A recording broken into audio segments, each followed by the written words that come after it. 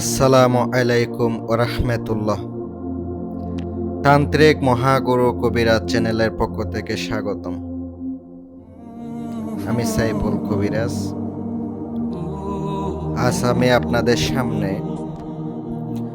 আদি যুগের পুরনো কিতাব থেকে পুরনো একটা তদবির নিয়ে উপস্থিত হলাম। পুরনো কিতাবের একটা নকশা নিয়ে আপনাদের সামনে হাজির হলাম,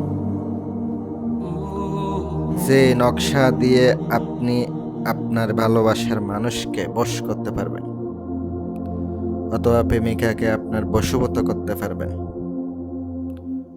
কাছের হোক দূরের হোক, যদি আপনার পছন্দ হয় তাহলে আপনার প্রতি মায়ায় মহাব্বতে ছুটে আনতে পারবেন।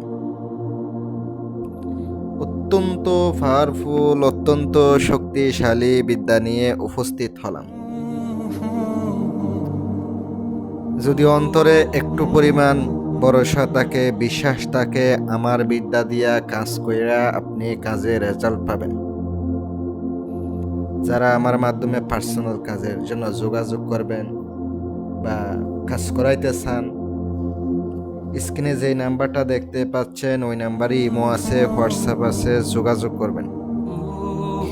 চাইলে ইমোতেও যোগাযোগ করতে পারবেন, চাইলে হোয়াটসঅ্যাপেও যোগাযোগ করতে পারবেন।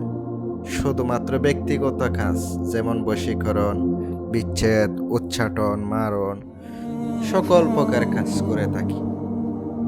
কাজ দেখে খরচ, বিভিন্ন কাজের বিভিন্ন ধরনের রেট, এটা অবশ্যই মাথায় রাখবেন। আমি কাজের খরচ নিয়ে থাকি। ভালো লাগলে ফোন দিবেন, না হয়তো ফোন দেওয়ার দরকার নাই, নয়তো নিজের কাজ নিজেই করুন। প্রিয় ভিউয়ার্স, আজকের যে নকশাটা, এটা একটা গুরুবিদ্যা। অত্যন্ত পুরনো কিতাবের আমি নকশাটা পাইছি। এটা কিন্তু কিতাবের নামও কিন্তু উল্লেখ করা নাই, অত্যন্ত পুরনো। ওখান থেকে আমি আপনাদের সামনে নকশাটা উপস্থিত করলাম। দীর্ঘ বিশ্বাস নিয়ে, অন্তরে ভরসা নিয়ে কাজ করলে 100% কাজ হবে। যদি মনে হয় আমার বিদ্যা দিয়ে আপনি কাজ করবেন, কাজ করে উপকৃত হবেন, করেন। আমার অনুমতি সর্বদাই আপনার সাথে থাকবে। অনুমতির জন্য ফোন দিবেন না। অনেকে আবার ফোন দিয়ে বলেন এটা কি সত্য নাকি মিথ্যা, এগুলোর জন্য ফোন দিবেন না। বিশ্বাস হইলে করবেন ভিডিওতে দেখা, না হইলে আমি কাউকে বলি না আমার ভিডিও দেখা কাজ করতে হবে, আমি কাউকে বলি না। যে নকশাটা দেখতে পাচ্ছেন, নকশার নিচে দুইটাই লাইন দেখতে পাচ্ছেন আরবিতে। একবারে নিচে একটা দেখতে পাচ্ছেন, ওখানে কিন্তু নাম লেখার সিস্টেম আছে। মেয়ের নাম আগে, ছেলের নাম পরে। যদি মেয়েকে বশ করেন, ছেলেকে বশ করলে ছেলের নাম আগে, পরে মেয়ের নাম হবে। নকশাটা শনিবারের দিন পাক পবিত্র আসনে শরীর বন্ধ কইরা হরিণের চামড়ার উপরে 7টা নকশা আঁকাইতে হবে। আঁকানোর সময় অবশ্যই সে ব্যক্তির নাম বা চেহারা কল্পনা করে কাজ করবেন।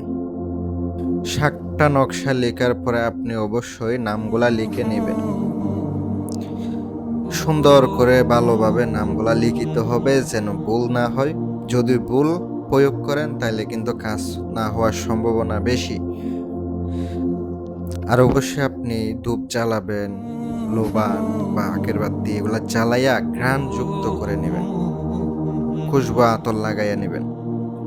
পরবর্তীতে আপনি এই নকশাটা সুন্দর করে 7টা লেখার পরে সুতা দিয়ে, লাল সুতা দিয়ে পেঁচাইয়া নেবেন।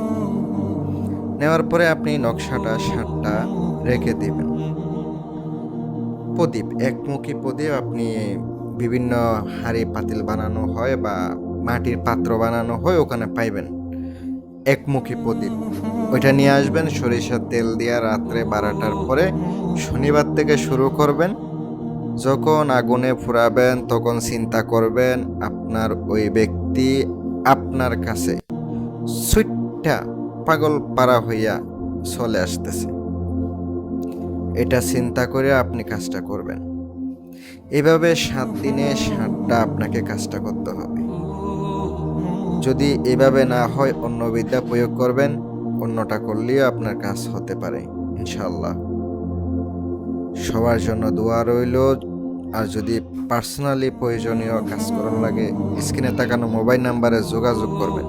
আসসালামু আলাইকুম ওয়া রাহমাতুল্লাহ।